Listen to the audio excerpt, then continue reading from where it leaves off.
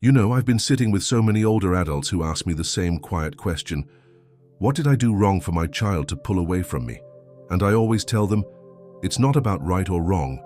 It's about understanding what's happening on both sides. Today, I'd like to gently walk with you through 5 reasons this might be happening, and more importantly, I'll share small things you can start doing today to feel stronger and more at peace inside. Let's start with something I hear all the time, and maybe you'll recognize yourself in it. Sometimes we hold on so tightly to being the parent that we forget our children have grown into their own people. I know how natural it feels to give advice, check in on their choices, or remind them what worked for us back in the day. But here's what I've learned over the years working with families. When grown children feel like they're still being parented instead of trusted, they slowly start to pull away. Not because they don't love you, but because they need to feel capable and respected in their own life. This can leave you feeling shut out and confused, wondering where that closeness went. I remember sitting with Robert, 72, from Ohio. He spent his whole life being the kind of father who showed up for everything: school events, job interviews, house repairs, you name it. His son Stephen, now 45, used to call him every week. But over time, those calls became shorter, then less frequent. Robert started pushing harder, texting advice about Stephen's job, his marriage, even how he raised his own kids. And one day, Stephen said something that really hit Robert hard. "Dad, I love you, but I'm not a teenager anymore. I've got to figure things out on my own." Robert told me he felt like he'd failed, but when we talked more, he realized it wasn't failure at all. It was a new season, a season where listening mattered more than leading. One thing I often suggest is this: try pausing before giving advice. Instead, ask them gently, "What do you think about that?" Or, "I trust you to make the best choice for yourself." It's simple, but it tells your child that you respect their independence while still standing by their side. Remember, relationships change like the seasons. Letting go of that old parenting role doesn't mean losing your place in their life. It means making room for a new kind of connection, one that feels lighter, warmer, and full of trust. Here's something else that often comes up in these conversations, and maybe it will sound familiar to you. Many parents tell me they can't understand why their child never says thank you for everything they sacrificed. It feels like all those sleepless nights, all the hard work, all the love, they've somehow been forgotten. And that hurts. Deeply, I know. But here's the thing I've noticed over the years. Children don't always remember those sacrifices the way we do. To them, it was just life, what parents are supposed to do. So when we remind them, hoping they'll finally recognize it, they can sometimes pull even further away, feeling guilty, pressured, or even angry. I think about Mary, 68, from Texas. She used to tell her daughter Jane over and over again, "I gave you everything. I worked 2 jobs, skipped vacations, did it all for you." And Jane would just shut down, pulling back more each time. Mary felt invisible. She told me she didn't understand how her daughter could be so cold. But one day, Mary tried something different. Instead of reminding Jane of her sacrifices, she simply said, "I'm proud of the woman you've become." And to her surprise, Jane replied softly, "Thanks, Mom. I do remember everything you did." That moment, Mary said, felt like a small door opening again. What often helps in these moments is shifting from expecting gratitude to simply expressing your pride. Try saying something like, "It was important to me to be there for you, and I'm proud of the person you are today." No pressure, no reminders, just love, plain and simple. Let me remind you of something right now. You are worthy of love and respect, whether or not it's spoken out loud. The love you gave lives on in ways you may not always see, but it's there, quietly shaping their life every single day. Another thing I see so often is the pain that comes when your child's life starts looking very different from the life you pictured for them. Maybe they move far away, choose a partner you don't really understand, or live in a way that feels unfamiliar or even disappointing to you. It's easy, without meaning to let that disappointment show. You might make little comments or question their choices. And even though you do it because you care, your child may hear it as rejection. I've learned that when grown children feel judged or criticized, they often pull back, not because they don't love you, but because It feels safer for them to stay distant. I think back to Henry, 75, from Michigan.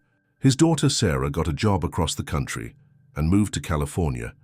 Henry didn't understand her new career, something with digital marketing that made no sense to him. Every time they talked, he'd say things like, "I just don't. See how that's a real job."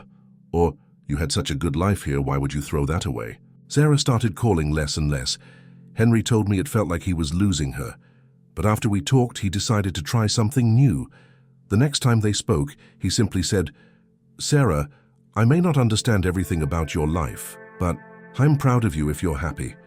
Sarah paused, and for the first time in months she told him all about her work with excitement in her voice. One of the simplest things you can do is let your child know you're open to hearing about their world without judgment. Try asking, "What do you like most about what you're doing?"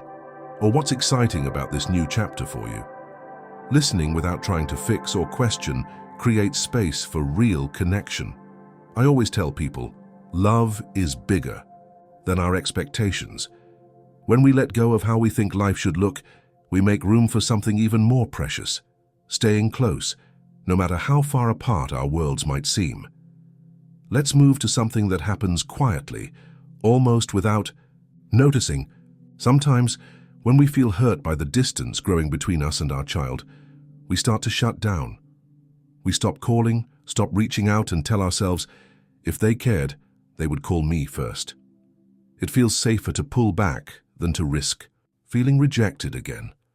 But here's the thing I've seen over and over. Our children often have no idea what we're feeling. They might think you're angry with them, or that you don't want to talk. This silence builds a wall that keeps both of you stuck on opposite sides, wondering who will make the first move. I remember Anne, 70, from Florida. After a disagreement with her son Mark about how he was raising his kids, she decided to wait for him to reach out first. Weeks turned into months, and the longer the silence stretched, the heavier it felt on her heart. She told me she kept picking up the phone only to put it back down again.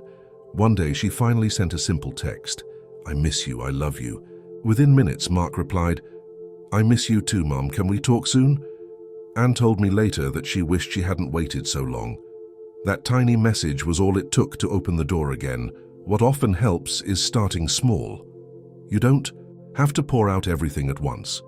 A short message, a simple "I'm thinking of you," or even sharing a happy memory can be enough to show you're still there, waiting with love, not with anger. Remember, your voice still matters. It's like a gentle light in the window, showing your child that home is still open to them. You don't have to wait for them to find the way. You can light the path yourself. Now let me share something I've noticed time and time again, especially in parents whose children have already left home. It's the feeling that life somehow stopped when the kids moved on. You wake up one day and realize your whole world used to revolve around them, their needs, their dreams, their happiness. And now that they've built their own life, it can feel like there's nothing left to fill that space. That's when some parents start waiting, hoping their children will visit or call to bring meaning back into their days. But here's the hard truth I've learned. When children feel like they're the only source of their parents' happiness, they can start pulling away, feeling pressured or guilty for not being enough. I'll never forget Linda, 74, from Arizona.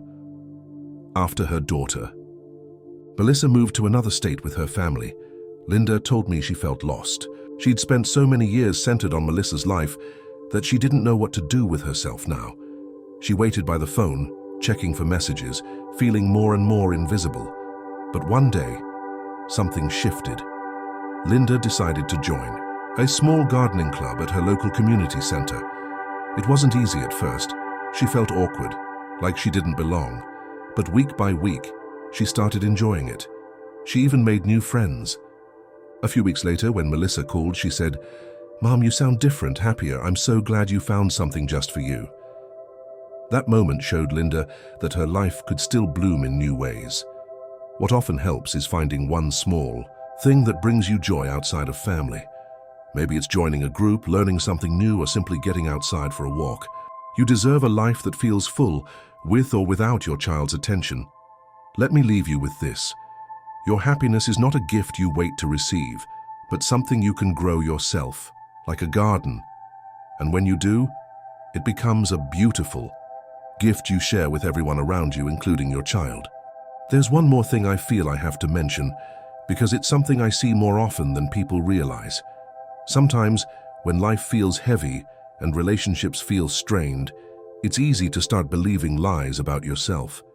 You might start thinking, maybe I wasn't a good enough parent, or maybe I ruined everything.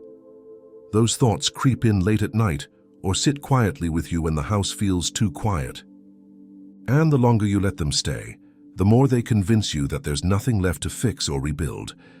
But I'm here to tell you, those thoughts are not the truth. They come from pain, not from who you really are or what you're worth. Remember talking with Daniel, 76, from Oregon. He spent months carrying guilt over a falling out with his son David. He told me he kept replaying every mistake he thought he'd made as a father. He stopped going to church, stopped seeing friends, and told himself he was better off alone. But one afternoon, after we'd talked for a while, Daniel did something brave. He sat down and wrote himself a letter, not to his son, but to himself. He listed every way he had loved and shown up, even when things didn't go perfectly. He told me it felt strange at first, but as he read it back, something softened inside him.